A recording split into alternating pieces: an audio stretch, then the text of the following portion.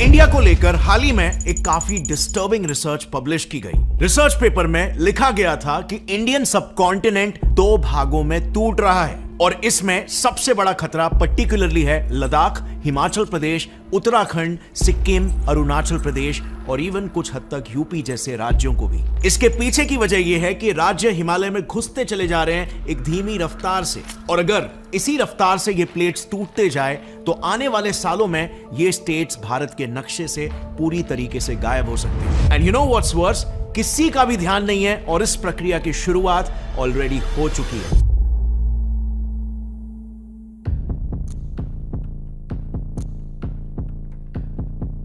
Covered at this road, and you can see it's a full winger crack and a hand can go inside it, so it's a handful crack we can say.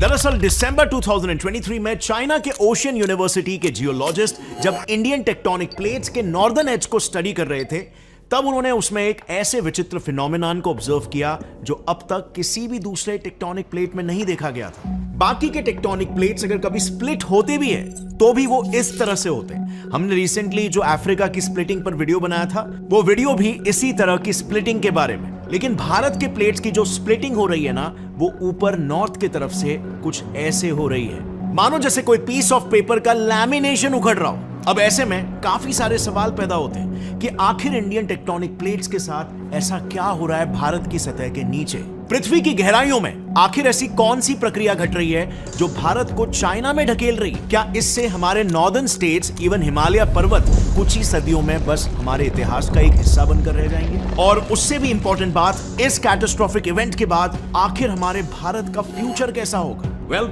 Interesting बात पता है क्या है? इन्हीं जवाबों को ढूंढने के लिए अगर आप बैक ट्रेस करते करते समय में पीछे चले जाओगे तो ये आपको पृथ्वी की एक स्पेसिफिक जगह की ओर लेकर जाएगा, और वो है तिब्बत। 5 मई 2022 तिब्बत से सटे सिचुआन इलाके में जमीन अचानक से हिलने लगती है। इससे पहले कि लोग कुछ समझ पाते, उनके इर्द गिर्द की इमारतें ताश के पत्तों की तरह बिखरने लगती। देखते ही देखते सिचुआन में चारों तरफ मलबा फैल गया और इस मलबे के नीचे धंसकर लगभग 100 लोग मारे गए और 500 लोग घायल हो गए। लेकिन you know what's the astonishing part? ये भूकंप तिब्बत के पिछले 5 सालों में 2046 भूकंप था। सो सिर्फ और सिर्फ 5 सालों के अंदर ही एक ही जगह पर 2000 से भी ज्यादा भूकंप आ चुके हैं। ये चीज कुछ अजीब नहीं लगी आपको? बस इसीलिए देश विदेश के सभी जियोलॉजिस्ट इस रीजन की और गहराई से जांच पड़ताल करने लगे और उन्होंने अपनी खोज का दायरा बढ़ाते हुए इंडिया में भी कदम रख दिया। And now, guess what they found? अकेले 2023 में नॉर्थ ईस्टर्न इंडिया और नेपाल में, यानी सिर्फ एक ही साल में वहां पर 2021 और 2022 के मुकाबले दुगने भूकंप के झटके रिकॉर्ड किए गए थे, जिसे in fact minister of earth sciences of India Kiren Rijiju ने भी कंफर्म किया। अब ऐसे में शुरुआत में तो सभी जियोलॉजिस्ट को लगा कि ऐसा इसीलिए हो रहा है क्योंकि लद्दाख, उत्तराखंड, अरुणाचल प्रदेश, नेपाल और तिब्बत, ये सभी प्लेसेस दो टेक्टोनिक प्लेट्स, इंडियन प्लेट और यूरेशियन प्लेट की बाउंड्री पर स्थित है और नेचुरली ऐसे बाउंड्रीज पर भूकंप आना कॉमन होता है। But you know, this was not enough, there was more to it. Actually में ना, इन दोनों प्लेट्स की बाउंड्री सिर्फ इतने रीजन तक ही सीमित नहीं है। ये बाउंड्री यहां कराची से लेकर लद्दाख तक ऊपर जाती है और फिर तिब्बत से अरुणाचल प्रदेश से होते हुए वापस से म्यांमार तक नीचे आती है। यानी कि अगर बाउंड्री पर होने की वजह से भूकंप हो रहे होते तो फिर वैसे ही फटके पाकिस्तान की तरफ वाले वेस्टर्न हिस्से और म्यांमार की तरफ वाले ईस्टर्न हिस्से में भी होने चाहिए। पर वेरी वियर्डली पिछले 6 साल में इस पूरे बाउंड्री पर आने वाले हर 5 में से 4 भूकंप सिर्फ और सिर्फ इसी इलाके में आए हैं। यानी कि क्लियरली इस रीजन के नीचे कुछ तो ऐसा हो रहा है जो टेक्टोनिक प्लेट्स के धक्कों से भी कहीं ज्यादा एक्सट्रीम है। अब माइटी हिमालयाज के जन्म के बाद वहां पर कई ऐसे हर्ब्स और जड़ी बूटियों का भी जन्म हुआ जिनमें चमत्कारी शक्तियां हैं और बहुत से हेल्थ प्रॉब्लम्स को जड़ से सॉल्व करती है, और इसीलिए इन्हें आयुर्वेद में भी यूज किया जाता है। अब 2022 में इंडिया से कोविड पैंडेमिक तो चला गया, लेकिन वो भारत में एक बहुत बड़ी बीमारी छोड़कर गया, क्रॉनिक फटीग। सारा दिन चिड़चिड़ापन रहना, लेजीनेस, हेडेक्स, डिजीनेस और सारा दिन थकान, ये सिम्टम्स है क्रॉनिक फटीग के, जो आज इंडिया में काफी कॉमन हो चुका है। अब इसके लिए अक्सर हम एलोपैथिक मल्टीविटामिन टैबलेट्स लेते हैं जो आपके सिर्फ सिम्टम्स पर ही काम करता है, ना कि प्रॉब्लम के रूट को फिक्स करता है। लेकिन आयुर्वेद में इसी प्रॉब्लम के सोल्यूशन के लिए कुछ बहुत ही अच्छी जड़ी बूटियां हैं, जैसे शीलाजीत, अश्वगंधा, गोक्षूर, कौच बीज और सफेद मूसली। लेकिन इन सभी हर्ब्स को अलग से लेना काफी मुश्किल है और इसीलिए आप पंचामृत, हिमालयन, शिलाजीत, एफर्वेसेंट टैबलेट्स भी ले सकते हो, जिसके हर एक टैबलेट में आपको 600 मिलीग्राम शिलाजीत मिल जाएगा इन सारी जड़ी बूटियों के साथ। आपको बस एक टैबलेट 1 ग्लास पानी में डालकर पी लेना है। इसका टेस्ट भी काफी अच्छा है और शिलाजीत को आयुर्वेद में सर्वरोग नाशक बताया गया है, जो chronic fatigue, tiredness, concentration, memory problems और इनफर्टिलिटी, इन सारे समस्याओं का समाधान बन सकता है। हमें कोशिश करनी चाहिए कि हम जितना हो सके हमारे नेचुरल आयुर्वेदिक जड़ी बूटियों से ही अपना इलाज करें और स्वस्थ रहें। मैंने नीचे डिस्क्रिप्शन में इस प्रोडक्ट का लिंक डाल दिया है, जरूर चेकआउट करना। And now let's come back to the topic. Himalayas बने कैसे, ये तो हमने जान लिया, but you know what, actually में ये हिमालयस के फॉर्मेशन की सिर्फ आधी सच्चाई है, जो टेक्निकली गलत भी है। सो असल में हिमालय पर्वतों का फॉर्मेशन इन 2 प्लेट्स के टकराने से नहीं, बल्कि 3 प्लेट्स के टकराने से हुआ है। दरअसल आज से कुछ 100 मिलियन साल पहले इंडियन प्लेट और यूरेशियन प्लेट के बीच टेथिस ओशियन नाम का एक ओशन मौजूद हुआ करता था, जिसके तल में एक तीसरी प्लेट थी, शिरोदा प्लेट। अब हुआ यह कि जैसे इंडियन प्लेट गोंडवाना से टूटकर टेथिस ओशन के नीचे मौजूद शिरोदा प्लेट से टकराई, तो शिरोदा प्लेट इस कोलिजन की वजह से इंडियन और यूरेशियन प्लेट्स के बीच दबने लग गई। इसके वजह से टेथिस सी का तल उसके नीचे मौजूद शिरोदा प्लेट से अलग होकर ऊपर उठने लग गया और शिरोदा प्लेट खुद यूरेशियन प्लेट के नीचे धंसने लग गई। यानी कि 100 मिलियन सालों पहले जो टेथिस सी का तल था, वही आज हिमालयन माउंटेन रेंजेस बन गए। लेकिन इस कोलिजन के बाद भी इंडियन प्लेट यूरेशियन प्लेट के तरफ बढ़ रही थी और फाइनली जब ये दोनों प्लेट्स टकराए, तब बचे हुए हिमालयाज भी बने। And this is how 3 plate के कोलिजन से पूरे हिमालयन माउंटेन रेंजेस का जन्म हुआ। अब याद करो, मैंने पहले कहा था पिछले 6 सालों में इस पूरे बाउंड्री पर आने वाले हर 5 में से 4 भूकंप सिर्फ और सिर्फ इसी इलाके में आए हैं। And well, that is exactly because सिर्फ इसी रीजन में शिरोदा प्लेट यूरेशियन प्लेट के नीचे गई। अब नेचुरली जियोलॉजिस्ट के मन में यही सवाल आया कि क्या ये शिरोदा प्लेट कुछ ऐसा तो नहीं कर रही जिसके वजह से पर्टिकुलरली तिब्बत और इंडिया में लगातार भूकंप आ रहे। इसी सवाल का जवाब ढूंढने के लिए यूएस के स्टैनफोर्ड यूनिवर्सिटी के जियोलॉजिस्ट ने तिब्बत रीजन में मौजूद सभी टेक्टोनिक प्लेट्स को साथ में स्टडी करके उनके बीच की बाउंड्रीज को मैप किया। एंड यू नो व्हाट, सभी प्लेट्स की बाउंड्रीज को मैप करने के लिए उन्होंने एक ऐसी चीज को चुना जो काफी अनयूजुअल थी, तिब्बत के बर्फीले ठंड में पाए जाने वाले हॉट स्प्रिंग्स, यानी गर्म पानी के स्रोत। क्योंकि देखो, हॉट स्प्रिंग्स तब बनते हैं जब ग्राउंड वाटर पृथ्वी के अंदर मौजूद धड़कते लावा के कांटेक्ट में आकर गर्म होता है और सतह पर आ जाता है। इसकी वजह से उन हॉट स्प्रिंग्स में पृथ्वी के अंदर मौजूद कई सारे कंपाउंड्स भी होते हैं। सो उन रिसर्चर्स ने इन्हीं कंपाउंड्स में से हीलियम के आइसोटोप्स He3 और He4 का इस्तेमाल करके इन दोनों प्लेट्स की बाउंड्री का एक मैप बनाया। अब स्पेसिफिकली सिर्फ हीलियम को ही क्यों चुना गया? क्योंकि जियोलॉजिस्ट ये जानते थे कि हीलियम 3 सिर्फ पृथ्वी के अंदर मौजूद मैग्मा में पाया जाता है और जब वो पृथ्वी के क्रस्ट के संपर्क में आता है, वहां पर मौजूद यूरेनियम के साथ रिएक्ट करके वो हीलियम 4 में तब्दील हो जाता है। यानी कि अगर किसी जगह पर हीलियम 3 की मात्रा ज्यादा हुई तो इसका मतलब वहां का क्रस्ट पतला है, और अगर हीलियम 4 की मात्रा ज्यादा हुई तो वहां का क्रस्ट मोटा है। और इसी बेसिस पर इन रिसर्चर्स ने तिब्बत के आसपास मौजूद सभी 225 हॉट स्प्रिंग्स को एनालाइज किया।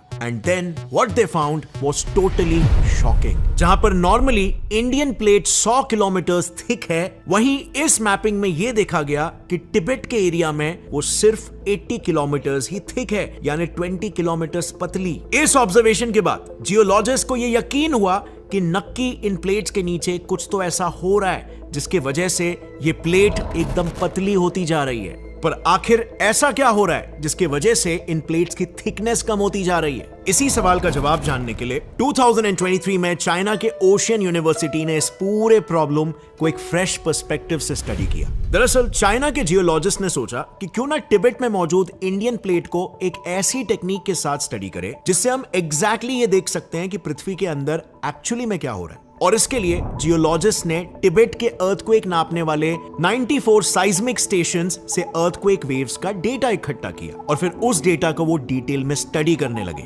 वजह यह थी कि जब भी किसी रीजन में भूकंप आता है, तब उसके सेंटर से 2 टाइप्स के वेव्स एक के बाद एक बाहर आते हैं। सबसे पहले प्राइमरी यानी कि पी वेव, और उसके बाद सेकेंडरी यानी कि एस वेव। और फिर ये वेव्स जब पृथ्वी के अलग अलग लेयर्स से ट्रैवल करते हैं, तब इनकी स्पीड में बदलाव आता है। तो ओशियन यूनिवर्सिटी के साइंटिस्टों ने तिब्बत रीजन के 94 साइस्मिक स्टेशन से इकट्ठा किए हुए अर्थक्वेक डेटा में यह देखना शुरू किया कि कहां पर एग्जैक्टली इन दोनों वेव्स की स्पीड में चेंजेस आ रहे हैं और उसके बेसिस पर एक मॉडल बनाया। और यही वो समय था जब जियोलॉजिस्ट ने उस मॉडल में कुछ ऐसा होते हुए देखा जो किसी ने भी पहले कभी नहीं देखा था। तो जब साइंटिस्टों ने अर्थक्वेक डेटा से बनाए मॉडल को स्टडी किया, तब उन्हें पता चला कि तिब्बत, जहां पर क्रस्ट की थिकनेस सिर्फ 80 किलोमीटर थी, उसे पार करने के बाद अर्थक्वेक से निकले P और S वेव्स की स्पीड तेज हो गई। यानी कि ये ऑब्जर्वेशंस इस फैक्ट की ओर इशारा कर रहे थे कि वहां पर मैग्मा मौजूद है, क्योंकि ये दोनों वेव्स क्रस्ट के मुकाबले मैग्मा में ज्यादा तेजी से ट्रैवल करते हैं।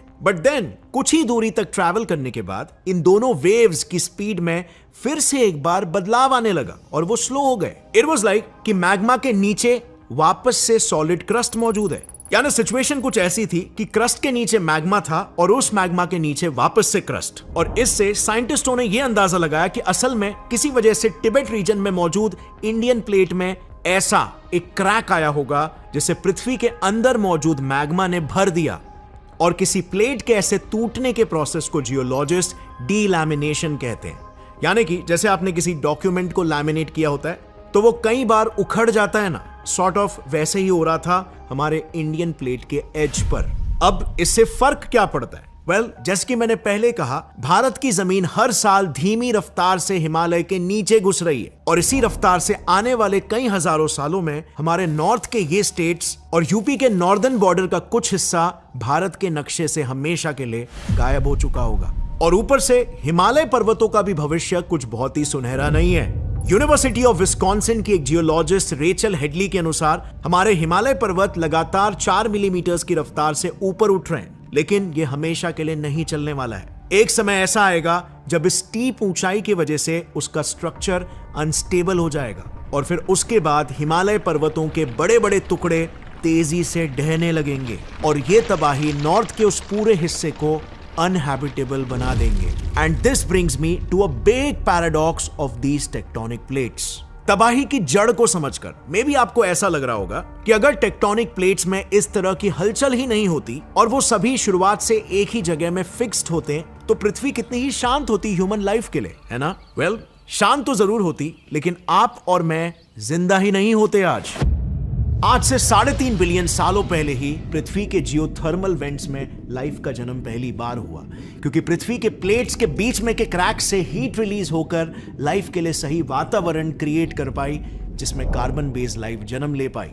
वहां से फिर यूनिसेलुलर जीव मल्टीसेलुलर जीव बन पाए और कंपटीशन और एवोल्यूशन का सिलसिला चालू हो गया। अब ये एवोल्यूशन का सिद्धांत भी फंडामेंटली उसके इर्द गिर्द मौजूद एनवायरनमेंट पर ही निर्भर करता है, जिस वजह से इन्हीं टेक्टोनिक प्लेट्स का इंपॉर्टेंस जिंदगी के फलने और फूलने के लिए और भी ज्यादा महत्वपूर्ण हो गया। I mean, just think about it. आज से 150 मिलियन सालों पहले अगर ठंडे इलाकों में रहने के लिए डायनासोर्स ने फेदर्स को इवॉल्व नहीं किया होता तो आज हमारे आसपास बर्ड्स ही नहीं होते। अब जरा सोचो, अगर पूरी पृथ्वी पर सिर्फ एक ही जैसा वातावरण होता, एक ही किस्म के पेड़ पौधे होते, तो वो इवॉल्व कर पाए होते क्या? Obviously not. And this is exactly where plate tectonics come into the picture. इन प्लेट्स के मूवमेंट्स की वजह से पहाड़, प्लेन्स और खाई, ज्वालामुखी जैसे कई दूसरे लैंड फीचर्स पैदा हो पाए। अब ऐसे में अगर ये मूवमेंट्स नहीं हो पाते तो ये सभी इलाके कभी बन ही नहीं पाते और इसी की वजह से इन्हीं इलाकों में रहने वाले जीव जो आज हमें दिखते हैं वो नहीं एग्जिस्ट कर पाते। एंड यू नो व्हाट, यही तो है प्रकृति का पैराडॉक्स। प्रकृति ना तो अच्छी है ना ही बुरी, ये सिर्फ एक सच्चाई है, एक फैक्ट। इसी की वजह से आज हम यहां पर है और इसी की वजह से कल हमें जाना भी पड़ सकता है अगर हम बदलते हालातों के हिसाब से खुद को इवॉल्व नहीं कर पाए। जैसे आज से 6 मिलियन सालों पहले टेक्टोनिक एक्टिविटीज के ही वजह से अफ्रीका में मौजूद इंसानी पूर्वज 4 पैरों से 2 पैरों पर चलना सीखे थे।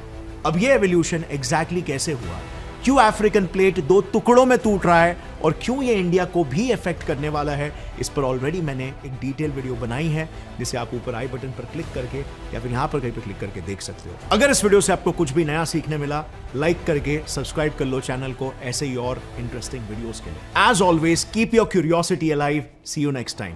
जय हिंद।